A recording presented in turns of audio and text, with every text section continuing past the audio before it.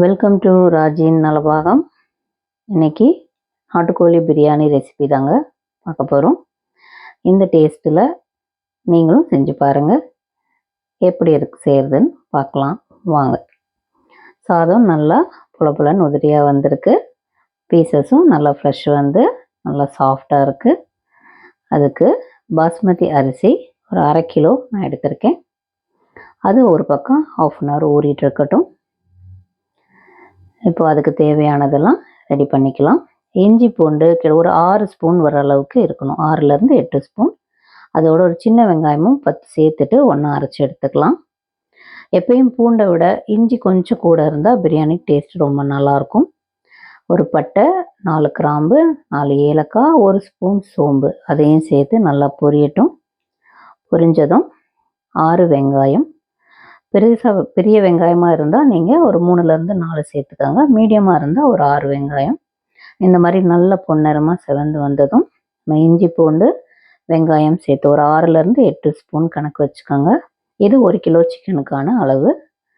அதையும் சேர்த்து நல்லா எண்ணெய் பிரிஞ்சு வர்ற அளவுக்கு நல்லா வதக்கி விடுங்க.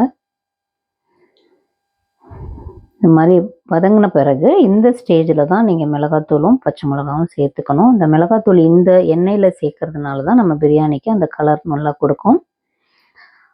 அடுத்தது புதினா ஒரு அரைக்கட்டும், கொத்தமல்லி ஒரு அரைக்கட்டும் சேர்த்துக்கலாம். அதையும் சேர்த்து ஒன்றா நல்லா வதக்கி கொடுங்க. இப்போ தக்காளி 2 தக்காளி சேர்த்துக்கலாம். சின்னதாக இருந்தால் ஒரு 3 தக்காளி மட்டும் சேர்த்துக்கோங்க. எப்பயும் பிரியாணிக்கு தக்காளி நிறையா சேர்க்க வேண்டாம். இப்போ சிக்கனையும் சேர்த்துக்கலாம். இப்போ நாட்டுக்கோழின்றதுனால இதை கொஞ்சம் நல்லா பிரட்டி விட்டுட்டு ஒரு 3லேருந்து 4 விசில் விடணும். அப்போ தான் வந்து நல்லா வேகும். தயிர் ஒரு குழிக்கரண்டி அளவு நான் சேர்த்துருக்கேன். நீங்கள் ஒரு கடையில் வாங்குறீங்களா, வீட்டில் சேர்க்குறீங்கன்னா ஒரு 1.5 கப்பு தயிர் மெஷர்மெண்ட் எடுத்துக்காங்க. உப்பு தேவைக்கு சேர்த்துக்கலாம். ஒரு 2லேருந்து 2.5 ஸ்பூனு சேர்த்துட்டு அதையும் ஒன்றா சேர்த்துக்கலாம். இப்போ தண்ணி 1 டம்ளர் அளவு நான் சேர்த்துக்கிறேன். இதில் சிக்கன் வேகிறதுக்கு ஒரு 4 விசில் விடலாம். இப்போது சிக்கன் வெந்துட்டுருக்கட்டும். இன்னொரு பக்கம் நம்ம தம் போடுறதுக்காக 2 டம்ளர் தண்ணி இதில் சேர்த்துட்டு ஜாதி பத்திரி இதை ஒரு கொதிக்க வச்சுட்டு அதை எடுத்துடலாம். இப்போ பாருங்கள், சிக்கன் நல்லா வெந்துருச்சு. இதையும் அந்த நம்ம தண்ணி தனியாக கொதிக்க வச்சுருக்கோம் இல்லையா, அதில் வந்து ஒன்றா சேர்த்து ஊற்றிடலாம். இப்போ நான் அரிசிக்கு வந்து 2 கப்புக்கு 3 டம்ளர் தண்ணி சேர்ப்பேன். ஆல்ரெடி அதில் மசாலா எல்லாமே இருக்கிறதுனால அந்த தண்ணி அளவே கரெக்டாக இருக்கும்.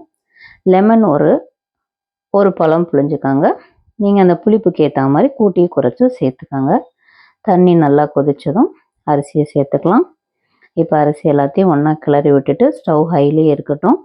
தண்ணி கொஞ்சம் ட்ரை ஆகிற மாதிரி அரிசியெல்லாம் இங்கே பாருங்கள் மேலே தெரியுதா, அந்த மாதிரி ஸ்டேஜில் தோசைக்கல் எடுத்து நம்ம ஆல்ரெடி பக்கத்தில் வந்து சூடு ஏற்றிட்டே இருக்கட்டும் கல். இந்த மாதிரி வந்த உடனே கல் மேலே வச்சுட்டு நல்லா காற்று போகாத மாதிரி தட்டு போட்டு மூடி வச்சுருங்க. இல்லை மேலே ஏதாச்சும் ஒரு வெயிட் வச்சுருங்க. இப்போது ஒரு 1/2 hour to 35 minutes கரெக்டாக இருக்கும். பாருங்கள், சாப்பாடு ரெடி ஆகிடுச்சு. கரெக்டாக வந்திருக்கு. நீங்கள் கரண்டியில் அடியிலேருந்து எடுக்கும்போதே கரண்டியில் எண்ணெய் அப்படியே தனியாக பிரிஞ்சு வந்திருக்கும். அப்படி வந்துருச்சுனாலே கரெக்டாக இருக்குதுன்னு அர்த்தம். நீங்களும் ட்ரை பண்ணி பாருங்கள்.